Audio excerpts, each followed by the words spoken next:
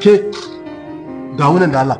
Marin ta zaki? Mana marin ta zan yi. Kai ma mare ka ba ita ba. Mata ta zaki marin? Ko zan iya wani. Yanzu idan muka tafi zamu biya cikin ma'an su tagon nan. Kin san ai mun yi magana da su saboda na tura musu sauran kuɗin ma za su aiko kaya.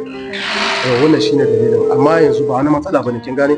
Yanzu amma bara in kira Abubakar sai in faɗa mai cewa idan ya amso kayan sai ya sauri ya kawo. Saboda kin san bana son ɓacin ranki, ke fa amarya ta ce. Shine mu je yanzu. Assalamu alaikum. Amma alaikum salam. Baba Affan.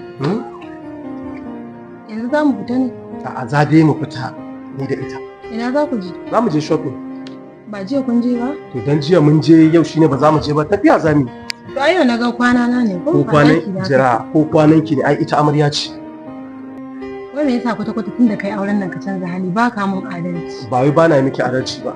Ni na fi jin daɗin uzuri da ita kuma yanzu ma jira na ake. Yanzu na muka magana yaran nan kuɗin makaranta da kuɗin siyayya da za a mishi ka sha da ka ki magana. Ka zo ka bai wa yarinya karama. Wannan ce yarinya karama? Kare mata kallo, kyakkyawa ce fa kuma amarya. Kike ji wani kanshi da yake tasowa ba? Kuma kuɗin makarantar yaro da kike magana. Ke ba aiki ke ba? To da yana aiki haƙƙin shi ne a kaina? Kin ga ni fa ba wani kuɗin makarantar yaro da zan biya.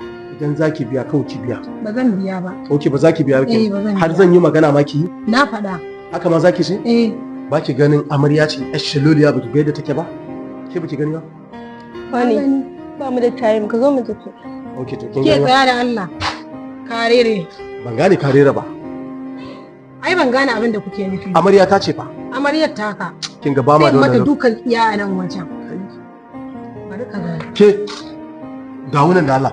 Marin ta zaki? Mana marin ta zan yi. Kai ma mare ka ba ita ba. Mata ta zaki marin? Ko zan iya ba. Okay, ni kai ka rabu da ita. Ki kalle jikinki ki kalle ni. Ai kin san haɗi ma ba zai. To kin gani? Kin ga kin bari tare na ki kauce daga da Allah mu tafi.